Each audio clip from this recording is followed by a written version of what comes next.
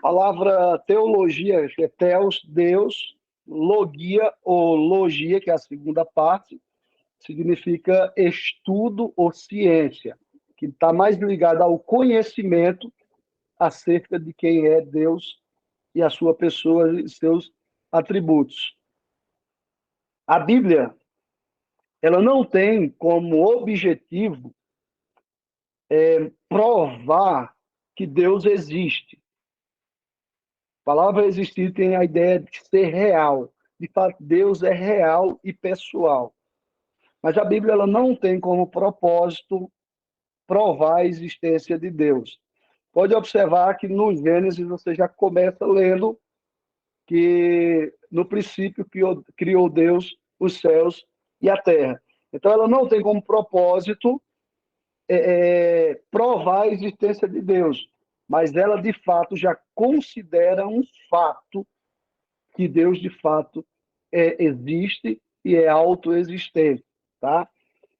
Freud, que é considerado o pai da psicanálise, ele disse que o homem, quem criou Deus, o homem por ter uma necessidade e não querer entender que depois que morre acabou, então ele fez o quê? Criou Deus.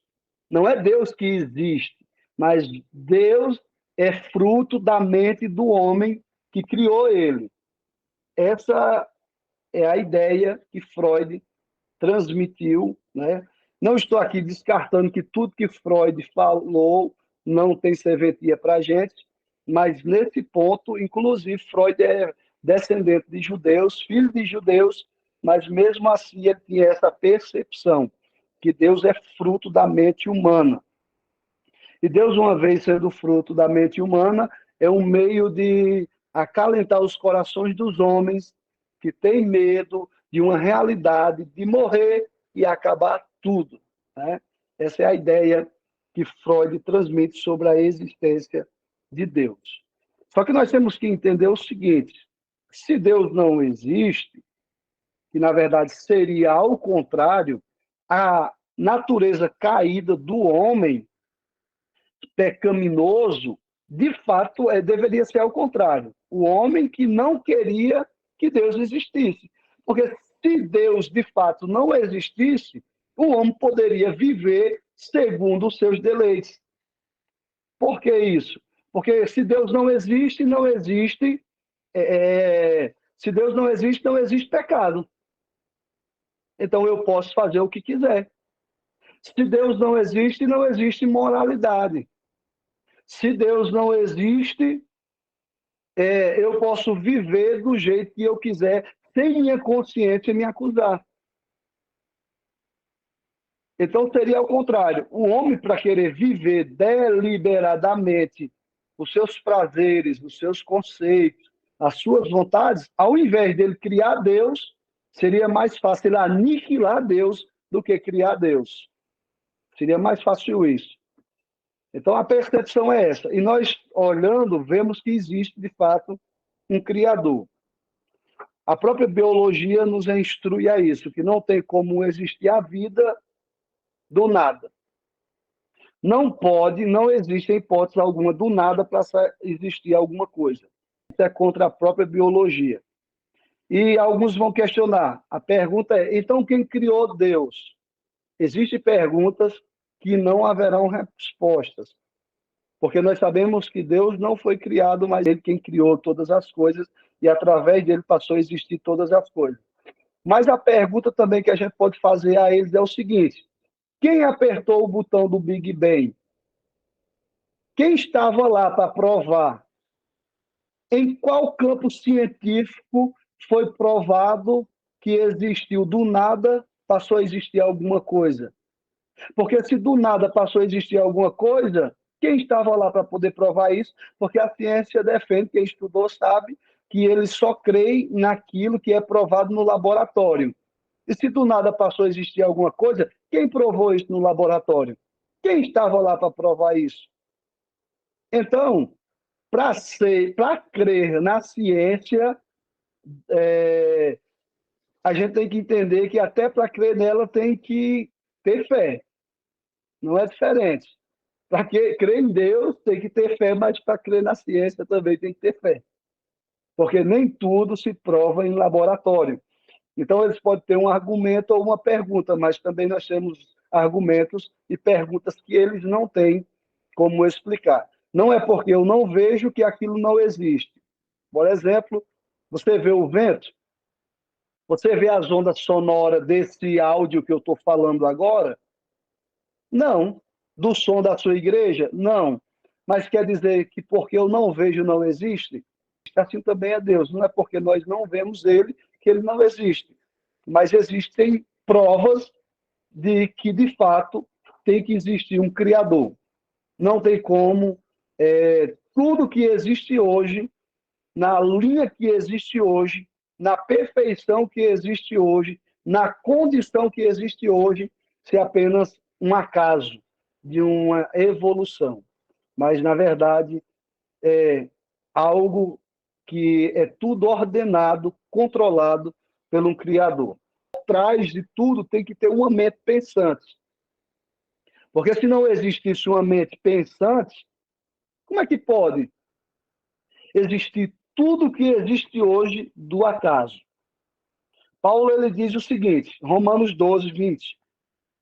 Porque as suas coisas invisíveis, desde a criação do mundo, tanto o seu eterno poder, com a sua divindade, se estendem e claramente se vê pelas coisas que estão criadas, para que nele fiquem inexcusáveis.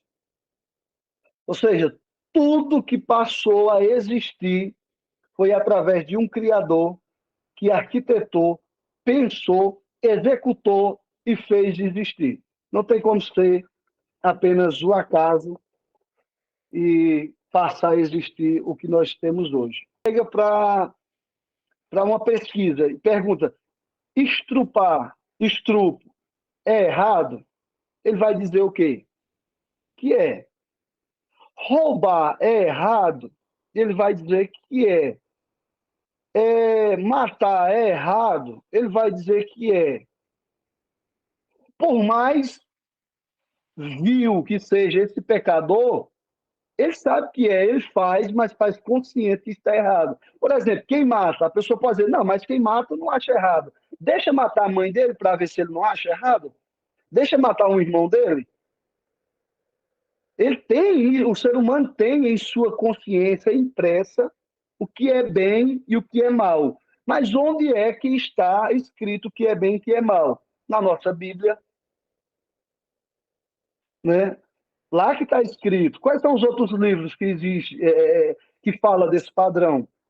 A lei que tem no Brasil hoje, boa parte dela, é regida pelos padrões de quê? Da Bíblia, né? É regida pelos padrões. Claro que não é muito seguido por alguns políticos, mas não deixa de ser um padrão regido certo.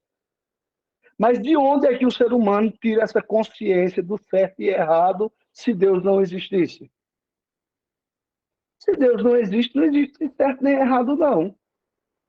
O certo e o errado não está baseado em existir, está baseado no que eu digo, o que eu defini para mim está certo ou errado. Ou poderia ser mais além, não existiria esse termo certo ou errado. Eu posso viver a minha vida do jeito que eu quiser, matar, roubar, estrupar e aproveitar a vida do jeito que eu quiser e não tem problema nenhum, não posso ser preso e nem posso pagar cadeia porque não existe certo e errado. E por que existe prisão para quem faz isso? Pelo único fato que conscientemente, independente que o homem creia em Deus ou não, ele tem na sua plena consciência que aquilo é certo ou errado. Isso é impresso pela parte espiritual de Deus no homem. Todo ser criado tem parte espiritual dentro dele, mesmo que seja, de certa forma, morta, mas está dentro do ser humano. A Bíblia que prova, que mostra que existe um Criador dentro da sua própria origem, ela é o livro, preste atenção, ela é o livro mais impresso do mundo. Foi o primeiro livro a ser impresso no mundo, na época que passou a existir a prensa, foi o primeiro livro que foi impresso. É o livro mais lido, mais traduzido no mundo, mais aceito no mundo, que tem mais cópia no mundo. Não existe mais cópia no mundo do que a Bíblia. Só no Novo Testamento tem cerca de 3.000 fragmentos e cópias da Bíblia. E mesmo assim ela é contestada. E você pega livros como livros de Platão, Aristóteles, pega livros aí de Darwin e outros mais, na maioria deles não tem uma cópia sequer original, não tem uma cópia original, e no máximo que tem são três das cópias das cópias. E mesmo assim não são refutados. E a Bíblia, que tem mais de 3.000, é refutada. Para você ver o quanto o homem, por si, ele odeia a Bíblia, como eu disse no início. Se fosse possível, na verdade, ao invés do homem criar Deus, como Freud disse, ele aniquilaria Deus, como foi a vontade de muitos homens na história, por exemplo, Diocleciano. Mandou queimar todas as Bíblias, ou seja, aniquila Deus, acaba com tudo que é chamado de Deus, para não existir mais esse tal de cristianismo na face da Terra. Ele tentou fazer isso e muitos outros tentaram fazer isso na história. Resultado, hoje, agora é que tem cristão mesmo mais do que no começo. Agora é que existe mesmo cristão, porque ele é a infalível palavra de Deus, inerrante palavra de Deus, que os homens podem tentar deturpá-la. Os homens podem tentar paralisá-la, mas nunca vão conseguir, porque a palavra de Deus ela é viva e eficaz. Não é como livros humanos, que não têm vida em si próprio. Tem tanta vida a palavra de Deus, que é o único livro da história cujo qual você lê e o autor está ao seu lado, lhe auxiliando no momento que você lê. E nenhum outro livro você vai ter o autor do seu lado. Tá? Só assim, como um relógio fala da existência e inteligência de um relojoeiro, assim a criação do universo fala sobre o seu Criador. Ele resolveu através da sua criação. Ou seja, assim como a existência de um relógio dá a ideia que existe um relojoeiro, a existência do universo mostra que existe um Criador. Não é porque nós não conhecemos ele em sua forma plena e completa que ele deixa de existir. Assim como uma montanha, eu não posso abraçá-la, nem posso conhecer todos os seus ângulos. Assim também é o Criador. Eu não posso conhecer tudo sobre Deus, mas eu conheço também em partes. Assim como nesse mundo que nós estamos. Por exemplo, quem nunca foi no Nordeste aí? Levanta a mão assim. Mas só porque você nunca foi e não conheceu o Nordeste, não quer dizer que ele não exista, né? Não é porque você nunca foi que ele não existe. Ele existe. A questão é que você não conhece. Então você está dentro da existência do mundo com partes que você nunca conseguirá conhecer. Assim é Deus. Nós o conhecemos em parte. Nós nunca vamos conseguir conhecer Deus em sua total plenitude, mas em parte nós podemos conhecer. Nossa mente finita, claro que será difícil para conhecer a mente infinita de Deus. Mas uma coisa é certa, que ele nos se revelou para podermos conhecer em parte aquilo que ele quer que conheçamos. Sei que, por exemplo, querer provar Deus é a mesma coisa, vamos dizer aí, que vocês tomaram um banho no mar. E depois que você tomou banho no mar, ficou ali partícula sua no mar. E se eu for lá no mar, pegar um copo, tirar a água do mar, levar para o laboratório, vai ter como eu saber quem eram vocês? Vai ter como eu saber, através de um pouco de água, no infinidade de um mar? Não tem possibilidade. Querer provar Deus é a mesma coisa. O que é que nós temos de Deus? Um copo. Só isso. Nós temos esse copo. Para o cristão é necessário. Para o cristão, se existisse Gênesis capítulo 1, versículo 1, para ele já é necessário. Por isso que João, no Novo Testamento, escreveu dizendo que muitas coisas, ele poderia ter escrito, mas no que estava escrito era para que eles viessem crer. E nós cremos, claro que com nossa mente finita, limitada, mas nós cremos que existe um Deus que é criador de todas as coisas. Se tentarmos compreender Deus, existe um argumento de Martim Lutero que ele diz o seguinte: quando o homem tenta compreender Deus, é como querer pegar o mar e colocar dentro de um copo. Não tem como pegar o mar inteiro e colocar dentro de um copo. Da mente do homem é o copo, Deus é o mar. Não tem como compreender. E eu continuo dizendo o seguinte: mas se você pegar o copo e lançar no mar, ele se perde, por causa das profundidades de Deus. Mas uma coisa é certa, que nós passamos a conhecer Deus através daquilo que ele permitiu ser conhecido nas Escrituras Sagradas.